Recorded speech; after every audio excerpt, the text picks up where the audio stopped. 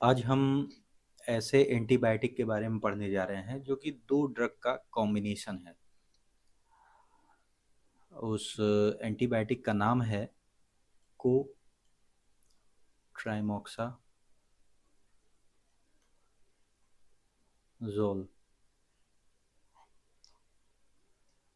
तो ये जो एंटीबायोटिक है, ये दो ड्रग का फिक्स्ड डोज कॉम्बिनेशन है। वो दो ड्रग कौन कौन से हैं? एक है ट्राई मेथोप्रेम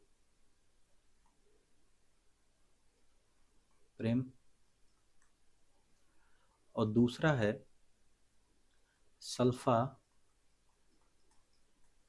मिथॉक्साजोल।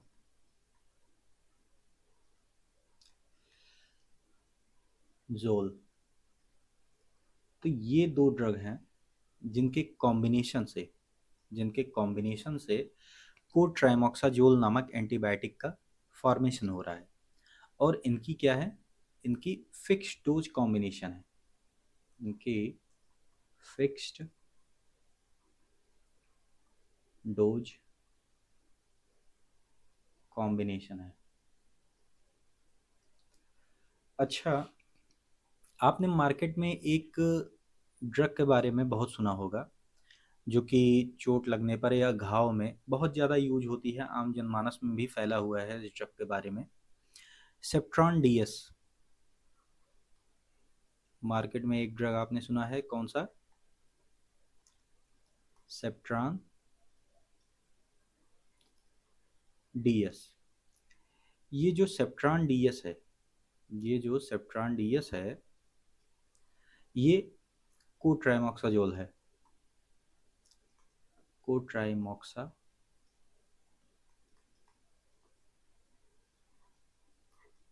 है। अभी तक आप लोग नहीं जानते होंगे। अच्छा, एक चीज़ मैंने अभी आपको समझाया था, फिक्स्ड डोज कॉम्बिनेशन। इसका क्या मतलब है? कि मतलब इस ड्रग में इन दोनों इन दोनों ड्रग्स का एक फिक्स्ड डोज इस्तेमाल किया गया है। यानी कोट्राइमोक्साजोल में ट्राइमेथोप्रिम और सल्फामेथोक्साजोल का एक फिक्स्ड डोज लिया गया है। फिक्स्ड डोज से क्या मतलब है? अभी हमने बताया कि इन दोनों का एक निश्चित अनुपात लिया गया है। वो निश्चित अनुपात क्या है? वो रेशियो है वो रेशियो है 1:5 का। यानी कि जो ट्राइमेथोप्रिम है जो ट्राइमेथोप्रिम है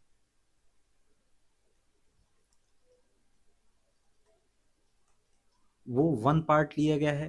तो सल्फा मिथॉक्साजोल कितना पार्ट लिया गया है? 5 पार्ट। तो सल्फा मिथॉक्साजोल ये 5 पार्ट लिया गया है। इसमें जो ट्राइमेथोप्रिम है, ये एक एंटी मलेरियल ड्रग का क्लास है जिसका नाम है di amino pyrimidine. Di amino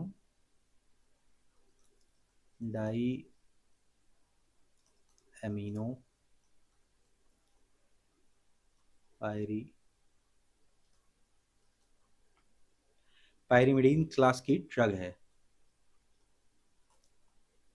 ये एक एंटी मलेरियल ड्रग है।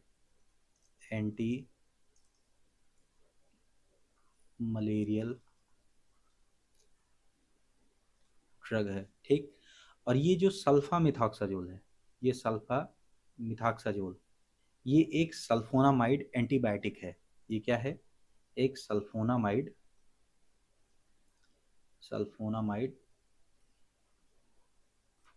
एंटीबायोटिक ड्रग है।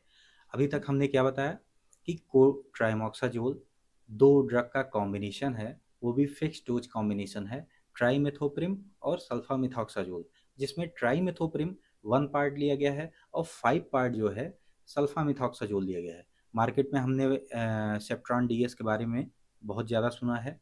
सेप्ट्रॉन डीएस क्या है? एक कोट्राइमोक्साजोल एंटीबायोटिक है। तो जो ट्राइमेथोप्रिम है ये एक एंटी मलेरियल ड्रग है और सल्फामिथॉक्साजोल एक एंटीबायोटिक है। तो जो ट्राइमेथोप्रिम और सल्फामिथॉक्साजोल है, जो ट्राइमेथोप्रिम और सल्फामेथॉक्साजोल है, ये अगर अलग अलग हैं तो दे आर बैक्टीरियोस्टैटिक। अगर ये अलग अलग हैं तो ये बैक्टीरियोस्टैटिक हैं। बोथ आर बैक्टीरियोस्टैटिक, ये भी बैक्टीरियोस्टैटिक है।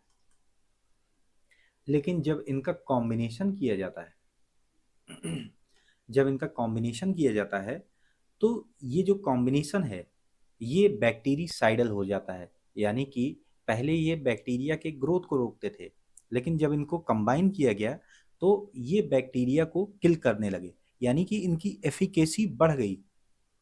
तो but the combination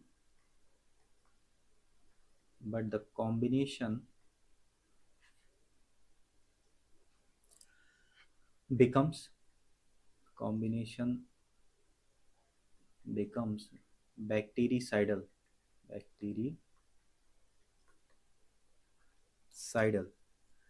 against many bacteria, against many bacteria. तो हम कह सकते हैं कि इन दोनों का जो कॉम्बिनेशन है, इन दोनों का जो कॉम्बिनेशन है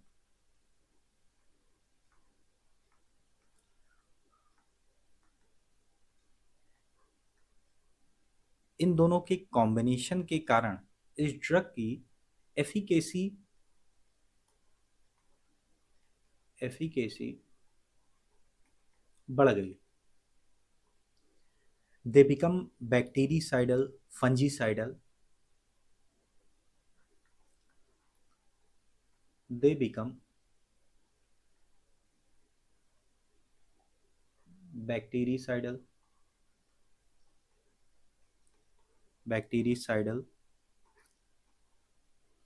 fungicidal, that is इस ड्रग का स्पेक्ट्रम बढ़ गया। अब आगे जानते हैं कि ये दोनों ड्रग काम कैसे करती हैं, कैसे ये बैक्टीरिया को किल करती हैं। तो हम पढ़ते हैं इसका मोड ऑफ एक्शन क्या है।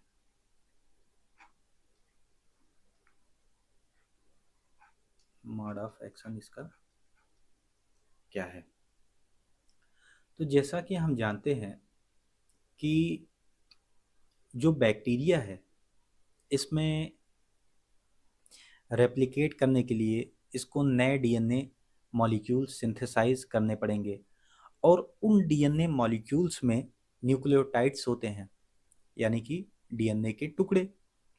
तो उन टुकड़ों को बनाने के लिए एक ऐसे मॉलिक्यूल की आवश्यकता है इसको, जिसका नाम है फोलिक एसिड। जिसका क्या नाम है? Folic acid.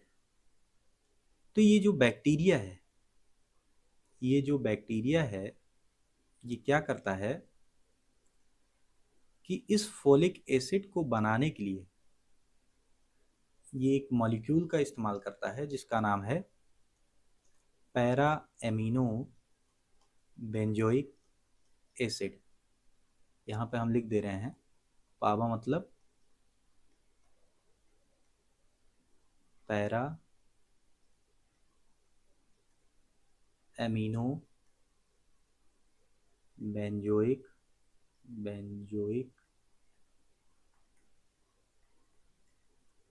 एसिड। तो ये जो पाबा है इस पर एक एंजाइम काज करता है, इस पर एक एंजाइम वर्क करता है जिसका नाम है फोलेट सिंथेज। इस पर एक एंजाइम वर्क करता है जिसका नाम है फोलेट सिंथेज। ये फोलेट सिंथेज जो पाबा है इसको कन्वर्ट कर देता है डाईहाइड्रोफोलिक एसिड, डाईहाइड्रोफोलिक एसिड। यहाँ पर मैं इसका भी फुल फॉर्म लिख दे रहा हूँ, डाईहाइड्रोफोलिक एसिड। ध्यान देते रहिए, ये बहुत हम इजी बना देंगे इसको कि इसका मैकेनिज्म ऑफ एक्शन आपको टंग टिप पर हो जाएगा। तो जो डाईहाइड्रोफोलिक एसिड है इस पर एक और एंजाइम काम करेगा, उसका नाम है डाईहाइड्रोफोलेट रिडक्टेज। तो डाईहाइड्रोफोलेट रिडक्टेज, रिडक्टेज। तो ये जो एंजाइम है ये क्या करेगा, डाईहाइड्रोफोलिक एसिड को, डाईहाइड्रोफोलिक एसिड को कन्वर्ट करेगा टेट्राहाइड्रोफोलिक एसिड। यहाँ पर इसका भी मैं नाम लिख दे रहा हूँ,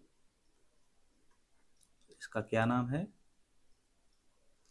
टेट्राहाइड्रोफोलिक एसिड। तो ये जो टेट्राहाइड्रोफोलिक एसिड है ये क्या है, ये फोलिक एसिड का एक्टिव फॉर्म है, active form of folic acid. ये टेट्राहाइड्रोफोलिक एसिड, इससे न्यूक्लियोटाइड्स बनेंगे, न्यूक्लियोटाइड्स बनेंगे जिससे कि नया डीएनए बनेगा, आरएनए बनेगा, प्रोटीन बनेगा। तो हमने बताया कि जो फोलिक एसिड है इसका काम डीएनए के नए फ्रेगमेंट्स को बनाने में आता है। तो हमारा जो कोट्राइमोक्साजोल है ये काम कैसे कर रहा है इसको समझते हैं। तो कोट्राइमोक्साजोल में मैंने बताया कि दो ड्रग हैं, एक तो सल्फोनामाइड्स हैं, वो सल्फोनामाइड्स में सल्फा मिथाक्साजोल है, सल्फा मिथाक्साजोल, और दूसरा क्या है, ट्राई मेथोप्रिम।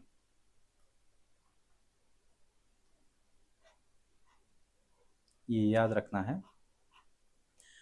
अब ये जो सल्फा मिथाक्साजोल था ये क्या करता है, ये फोलेट सिंथेज को इनहिबिट करता है।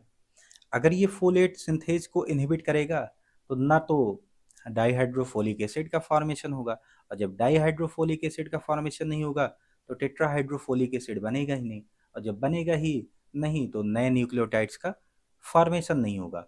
ठीक है। और जो ट्राइमेथोप्रिम है ये क्या करता है, ये डाईहाइड्रोफोलेट रिडक्टेज नामक एंजाइम को इनहिबिट करता है।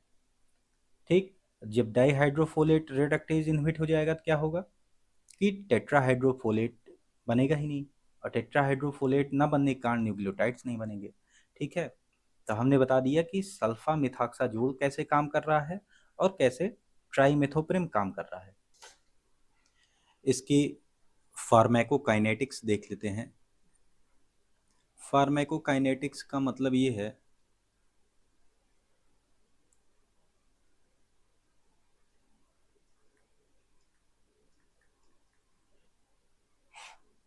फार्माकोकाइनेटिक्स का मतलब ये है कि बॉडी जो है वो ड्रग के साथ कर क्या रही है। तो सबसे पहले हम ये बताएंगे कि जो ये ड्रग है कोट्राइमोक्साजोल, ये ओरली वेल एब्जॉर्ब्ड होती है, इसीलिए इसका टैबलेट फॉर्म अवेलेबल है मार्केट में, ओनली वेल एब्जॉर्ब्ड।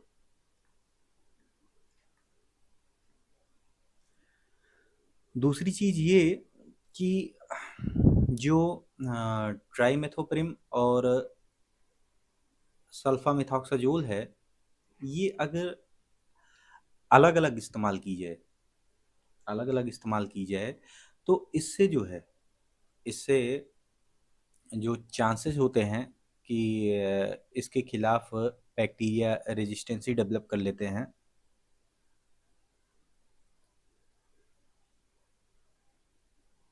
सॉरी,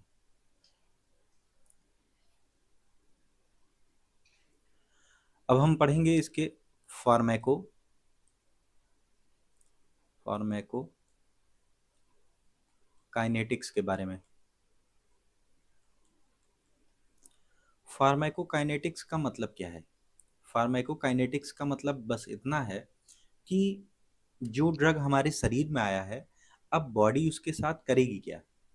तो सबसे पहली बात ये कि ये जो ड्रग है, ये ओरली वेल एब्जॉर्ब्ड होती है। ओरली ये वेल एब्जॉर्ब्ड होती है, इसीलिए देखिए मार्केट में इसके टैबलेट्स आते हैं। हमने आपको बताया था कि जो ट्राइमेथोप्रिम है और सल्फामेथॉक्साजोल है, दोनों क्या हैं? बैक्टीरियोस्टैटिक। लेकिन जब इनका कॉम्बिनेशन इस्तेमाल किया जाता है, दे बिकम बैक्टीरिसाइडल। बैक्टीरिसाइडल। तो ये जो इनका एक्शन है, ये सिनर्जिस्टिक एक्शन है। सिनर्जिस्टिक एक्शन का मतलब ये है, सिनर्जिस्टिक एक्शन। सिनर्जिस्टिक एक्शन का मतलब ये है कि एक और एक को मिला करके 11 बनाया जा रहा है। ये नॉर्मली समझने के लिए है कि दोनों थे बैक्टीरियोस्टैटिक। सिंगल सिंगल अगर हम यूज करते तो ये बैक्टीरियोस्टैटिक थे, लेकिन जब इनको मिला दिया गया तो इनका जो है इफेक्ट, इनकी एफिकेसी इतनी ज़्यादा बढ़ गई कि ये बैक्टीरिया को किल करने लगे। तो ये सिनर्जिस्टिक एक्शन इनका पाने के लिए इनको प्लाज्मा में जो इनकी कंसंट्रेशन है, प्लाज्मा में इनकी कंसंट्रेशन प्लाज्मा में इनकी कंसंट्रेशन लगभग 20:1 के रेशियो में होना चाहिए। 20 रेशियो होता है सल्फामेथॉक्साजोल का और 1 रेशियो ट्राइमेथोप्रिम का। और इसी रेशियो को ऑब्टेन करने के लिए हम 5:1 के रेशियो में 5:1 के रेशियो में हम कोट्राइमोक्साजोल को देते हैं।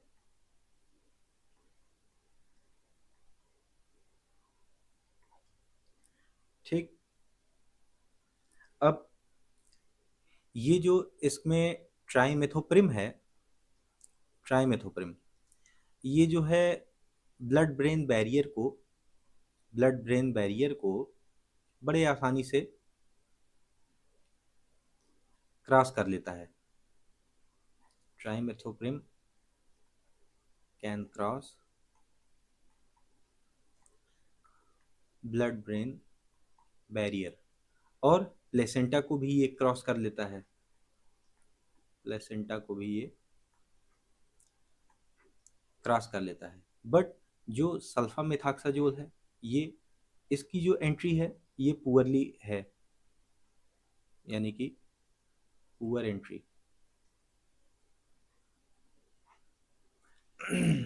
अब एक चीज और कि दवा अपना टारगेट टिश्यू पर एक्शन करने के बाद, टारगेट टिश्यू पर एक्ट करने के बाद ये पुनः लीवर में आती है, और लीवर जो है इसको पार्शली मेटाबोलाइज करता है। लीवर इसको पार्शली मेटाबोलाइज करता है।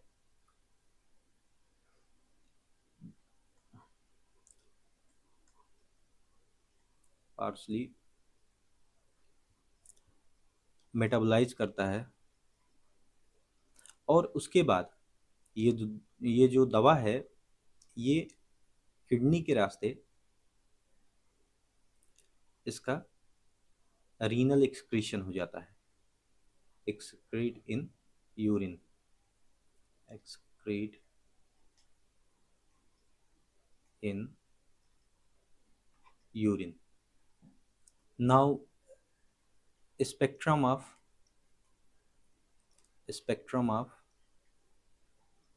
एक्टिविटी देखते हैं। मतलब ये जो ड्रग है इसका इसका किन किन बैक्टीरिया पर प्रभाव है। तो जैसे ये साल्मोनेला, मोनेला टाइफी है, साल्मोनेला टाइफी जो कि टाइफाइड कॉज करता है,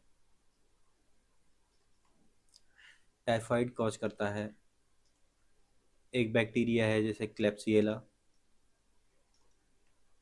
क्लेप्सिएला इन पर ये इफेक्ट डालता है। दूसरा एक ऐसा फंगस है जो कि एड्स के पेशेंट में अपॉर्चुनिस्टिक इन्फेक्शन कॉज करता है। जब हम एड्स टॉपिक पढ़ाएंगे तो उसमें अपॉर्चुनिस्टिक इन्फेक्शन के बारे में बताएंगे, यहाँ पर सिर्फ याद कर लीजिए। उस फंगस का नाम है न्यूमोसिस्टिस, न्यूमोसिस्टिस जीरोवेसी, जीरोवेसी। ठीक, they cause opportunistic infection, opportunistic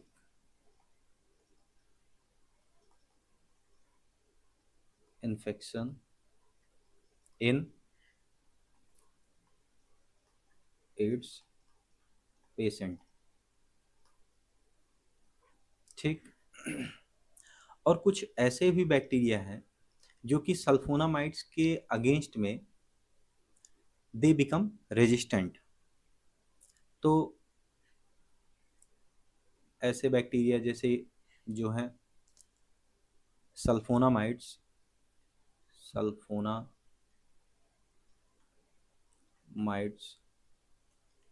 resistant bacteria, जैसे कि staphylococcus, staphylococcus aureus, फाइलोकोकस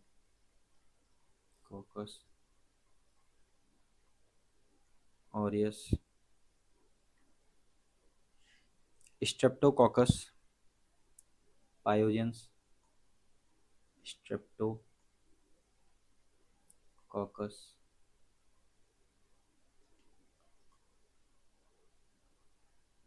pyogenes, सीजेला,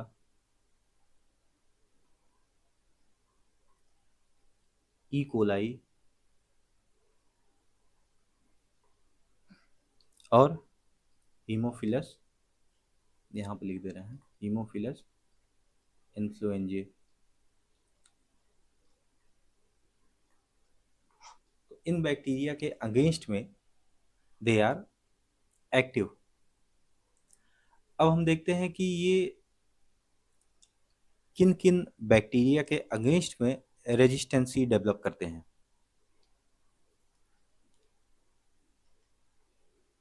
resistance देख लेते हैं। तो यहाँ पर हमको एक चीज ध्यान देना है कि जो रेजिस्टेंसी है, रेजिस्टेंसी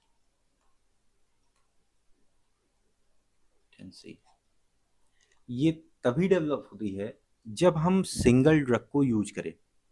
यानी कि या तो हम ट्राइमेथोप्रिम को अकेले यूज कर लें, या हम सल्फामिथॉक्साजोल को हम अकेले यूज कर लें। तो ईजली जो है क्या होगा, ईजली जो है रेजिस्टेंसी डेवलप हो जाएगी। Easily develop when the individual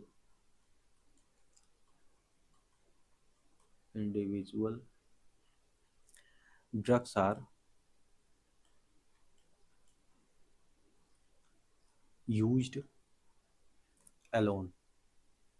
ठीक। जब हम अकेले यूज करेंगे तब रेजिस्टेंसी डेवलप होने के चांसेस ज़्यादा रहेंगे। बट अगर बट अगर हम कॉम्बिनेशन यूज कर रहे हैं, यानी कि कोट्राइमोक्साजोल को यूज कर रहे हैं, तो क्या होगा? तो जो रेजिस्टेंसी है वो स्लोली डेवलप होगी। ठीक। लेकिन डेवलप हो सकती है अगर हम ओवर यूज करने लगे इसका, ओवर यूज और लॉन्ग ड्यूरेशन में, और लॉन्ग ड्यूरेशन में क्या होगा कि बैक्टीरिया इनके अगेंस्ट में रेजिस्टेंस हो जाएंगे, रेजिस्टेंट। ठीक। आइए अब पढ़ते हैं कोट्राइमोक्साजोल से होने वाले एडवर्स इफेक्ट के बारे में, कि इसका शरीर पर क्या दुष्प्रभाव पड़ता है। देखो, पहले तो जो कॉमन है उनके बारे में बात कर लेते हैं। नोजिया और वोमिटिंग सबको पता है, कुछ पता हो चाहे ना हो, लेकिन नोजिया वोमिटिंग हमेशा पता रहेगा। नोजिया वोमिटिंग, कुछ लोगों में रैसेस देखे गए हैं, रैसेस हो गए। कुछ लोगों में इसके कारण हेडेक होता है, हेडेक और स्टोमेटाइटिस। स्टोमेटाइटिस यानी कि जो माउथ अल्सर होते हैं। ठीक। जो कोट्राइमोक्साजोल है, कोट्राइमोक्साजोल जो है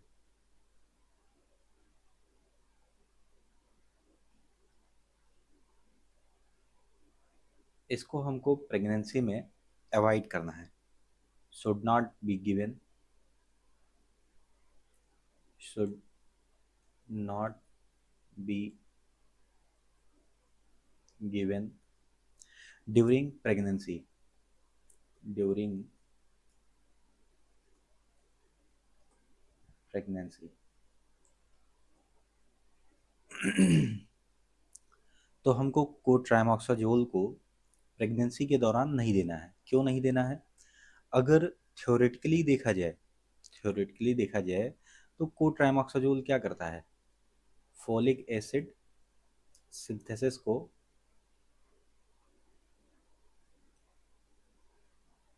रोकता है। और जो गर्भ में फीटस पल रहा होता है उसमें क्या हो रहा होता है कि तेजी से सेल डिवाइड करती रहती हैं। सेल डिवाइड कर रही हैं तो उसके डीएनए के फॉर्मेशन के लिए न्यूक्लियोटाइड्स का बनना भी जरूरी है। तो वहाँ पर फोलिक एसिड की आवश्यकता होती है। तो जो कोट्राइमोक्साजोल है ये थ्योरेटिकली क्या करता है? फोलिक एसिड की सिंथेसिस को रोकता है। फोलिक एसिड के सिंथेसिस को रोकने के कारण ये टेराटोजेनिक इफेक्ट डाल सकता है। कौन से इफेक्ट? टेराटोजेनिक, टेराटोजेनिक इफेक्ट ये शो कर सकता है, यानी कि डिसऑर्गेनोजेनेसिस हो सकती है।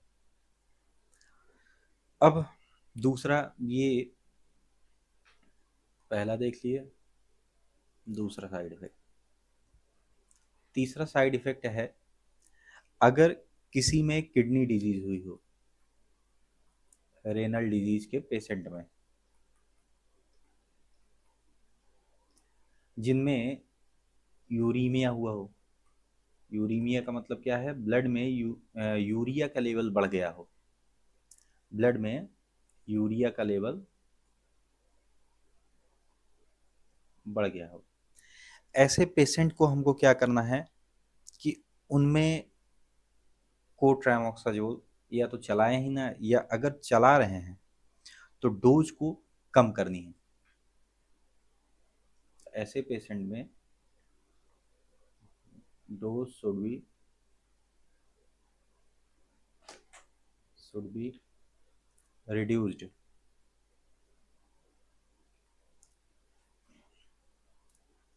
चौथा इसका साइड इफेक्ट क्या है? मैंने बताया था कि एड्स के पेशेंट में न्यूमोसिस्टिस जीरोवेसी नामक फंगस का इन्फेक्शन होता है। न्यूमोसिस्टिस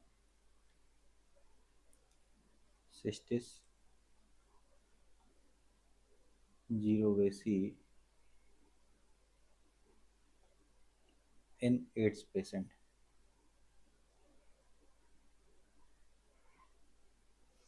तो एड्स के पेशेंट में ये अपॉर्चुनिस्टिक इन्फेक्शन कॉज करते हैं, तो उनको ट्रीट करने के लिए हम कोट्राइमोक्साजोल की हाई डोज को प्रेफर करते हैं। तो जब हम कोट्राइमोक्साजोल के हाई डोज से ट्रीटमेंट करते हैं तो ऐसे पेशेंट में fever, rash, bone marrow hypoplasia जैसी समस्याएं हो सकती हैं। तो ऐसे पेशेंट में treated with when treated with high dose of high dose of cotrimoxazole cotrimoxazole तो किस किस चीज़ का रिस्क रहता है? तो रिस्क रहता है रिस्क ऑफ रैशेस, फीवर और बोन मैरो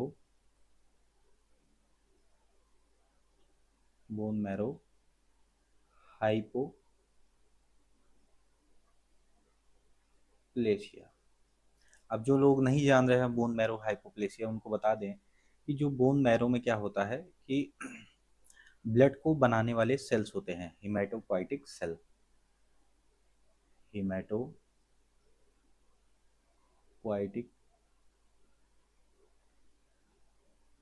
सेल। तो इनकी संख्या कम हो जाती है, और इनकी संख्या कम होने के कारण साइटोपीनिया की कंडीशन डेवलप होती है। अब वो कोई इंडिविजुअल साइटोपीनिया हो सकता है कि कोई इंडिविजुअल सेल कम कम हो गया, या पैन साइटोपीनिया भी हो सकता है कि हर प्रकार के ब्लड सेल्स का अभाव हो गया, साइटोपीनिया की कंडीशन डेवलप होती है। अब यहाँ पर अगला जो रिस्क है वो एल्डरली पेशेंट में है। तो जो एल्डरली पेशेंट है,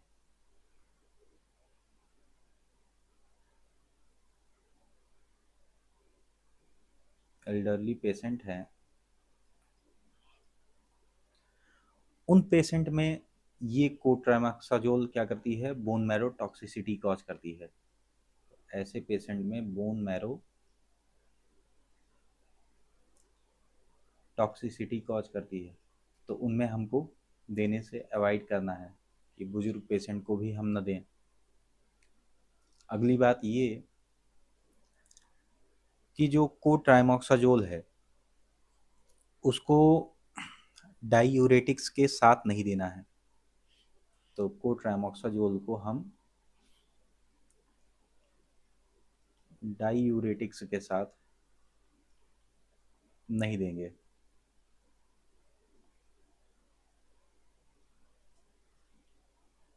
क्यों नहीं देंगे? कारण है कि जब हम इसको कोट्राइमोक्साजोल को डाईयूरेटिक्स के साथ देते हैं तो क्या होता है कि थ्रोम्बोसाइटोपीनिया की कंडीशन डेवलप होती है। तो इसको देने से हायर इंसिडेंस ऑफ थ्रोम्बो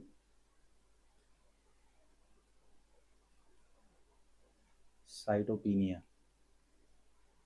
तो पीनिया, थ्रोम्बोसाइटोपिनिया का मतलब क्या है कि प्लेटलेट्स का जो लेवल है ब्लड में वो कम हो जाएगा। तो थ्रोम्बोसाइटोपिनिया का मतलब क्या है? Low platelet level in blood, low level of, low level of platelet in blood. तो आइए अब जान लेते हैं कि इसको कहाँ कहाँ पर हम यूज कर सकते हैं। तो यूजेस देख लेते हैं इसके। एक बात ये जान लीजिए कि कोट्राइमोक्साजोल जो है ये पहले बहुत यूज होती थी, यूज अब भी होती है, लेकिन इसका यूज अब बहुत कम कर दिया गया है। क्योंकि क्यों? क्योंकि इसका कारण है कि इससे बेटर दवाएं भी आ गई हैं मार्केट में, लेकिन फिर भी कुछ जगह इन्हें दिया जा सकता है। जैसे पहला है यूरिनरी ट्रैक्ट इन्फेक्शन में, यूरिनरी ट्रैक्ट इन्फेक्शन में। लेकिन उन्हीं इन्फेक्शन में हम इसको देते हैं जो कि अनकॉम्प्लिकेट हो, जो कि अनकॉम्प्लिकेटेड हो और एक्यूट कंडीशन हो, एक्यूट एंड अनकॉम्प्लिकेटेड केस में हम इसको देते हैं। जैसे कि अगर एक्यूट सिस्टाइटिस हुआ हो तो 3 से 10 दिन तक इसका कोर्स चलाते हैं। फिर दूसरा जो है रेस्पिरेटरी ट्रैक्ट के इन्फेक्शन में, रेस्पिरेटरी ट्रैक्ट इन्फेक्शन में, इसमें क्या है कि जो अपर रेस्पिरेटरी ट्रैक्ट इन्फेक्शन होता है और जो लोअर रेस्पिरेटरी ट्रैक्ट इन्फेक्शन होता है उन दोनों में ये काम करती हैं। दूसरी चीज़ ये कि जैसे हीमोफिलस इन्फ्लुएंजी है या मोरेक्सेला कैटारालिस है, इन सब के प्रति इनका रिस्पॉन्ड अच्छा है अभी। फिर तीसरा है बैक्टीरियल डायरिया में, कि अगर बैक्टीरियल डायरिया का केस है,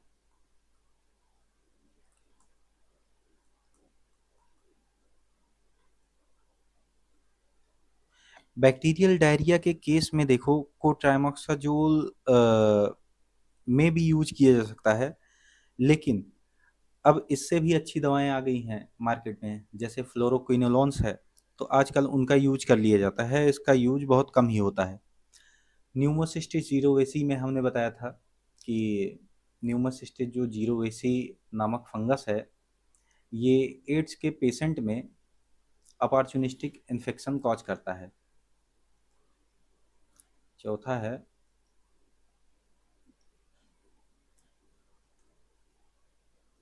न्यूमोसिस्टिस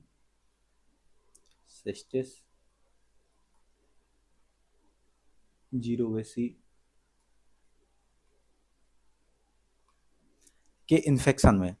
तो ये जो न्यूमोसिस्टिस जीरोवेसी है, ये जो न्यूट्रोपिनिक पेशेंट होते हैं या एड्स के पेशेंट, उनमें सीवियर निमोनिया कॉज करता है, उनमें सीवियर निमोनिया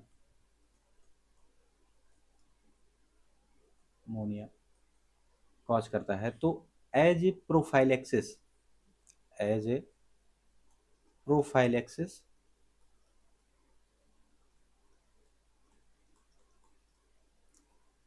और as a treatment,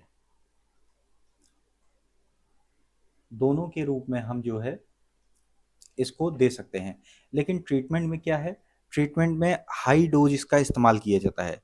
high dose मतलब कि जो 1 DS टैबलेट रहेगा, वो DS का मतलब होता है डबल स्ट्रेंथ, तो जैसे सेप्ट्रॉन DS है, सेप्ट्रॉन DS है, ऐसे पेशेंट में लगभग 4 से 6 बार, 4 to 6 टाइम्स पर डे इनको एक एक टैबलेट जो है दी जाएगी। लगभग 2 से 3 हफ्तों तक इसका कोर्स होता है, फॉर 2 to 3 वीक। और प्रोफाइलेक्सिस में क्या है, प्रोफाइलेक्सिस में जो है इसको बचाव के रूप में 1 DS टैबलेट डेली दिया जाता है, बचाव के रूप में कि इसका इन्फेक्शन ना हो एड्स के पेशेंट में। तो 1 DS टैबलेट डेली जो है दिया जाता है। चौथा हो गया, पांचवा, सैंक्राइड। ये एक STD की बीमारी है, सेक्सुअली ट्रांसमिटेड डिजीज है। तो अब इसमें भी कोट्राइमोक्साजोल का कभी कभार यूज होता है, लेकिन अब जो इससे बेटर जो दवाएं हैं जैसे एजिथ्रोमाइसिन, सेफ्ट्राक्सोन, उन सब का यूज इनमें कर लिया जाता है। छठवां है टाइफाइड। टाइफाइड एक वक्त था जब टाइफाइड के केस में कोट्राइमोक्साजोल का इस्तेमाल होता था, कोट्राइमोक्साजोल का इस्तेमाल होता था, लेकिन अब जो है इसका बहुत सिल्डम कभी कभार यूज कर लेते हैं तो कर लेते हैं, वरना इसका यूज अब नहीं करते हैं।